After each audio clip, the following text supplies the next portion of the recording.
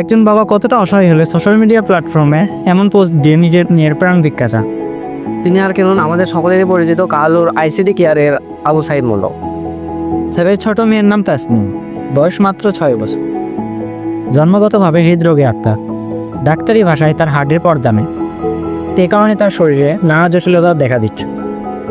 ডাক্তারের পরামর্শ অনুযায়ী তার চিকিৎসা যত দ্রুত সম্ভব করা হবে, তার প্রাণের ঝুঁকিও তত কমে যাবে। চিকিৎসার জন্য ভারতের বিখ্যাত নারায়ণা হেলথ হসপিটাল ব্যাঙ্গালোর এ যোগাযোগ করা হয়েছে।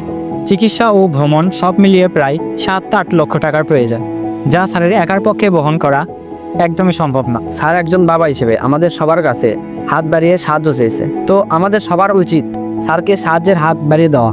আমরা যদি মানুষের সাহায্য না করতে পারি তাহলে কেমন মানুষ হলা। আপনারা যদি কোনো ধরনের সাহায্য করতে চান তাহলে আমাদের স্ক্রিনে দেওয়া বিকাশ নগদ নাম্বারে যোগাযোগ করতে পারে। আর কেউ যদি একান্ত ব্যক্তিগতভাবে এই সম্পর্কে বিস্তারিত জানতে চান তাহলে এই সেম নাম্বারে যোগাযোগ করতে পারবেন। আপনাদের করা সব ধরনের সাহায্যে 50, 100, 200 টাকাও একজনের জীবন বাঁচাতে অনেক গুরুত্বপূর্ণ ভূমিকা পালন করতে পারে। আপনার যদি আর্থিকভাবে সহায়তা করার সামর্থ্য না থাকে তাহলেও এই ভিডিওটি শেয়ার করে অন্যজনকে দেখার সুযোগ করে দিন।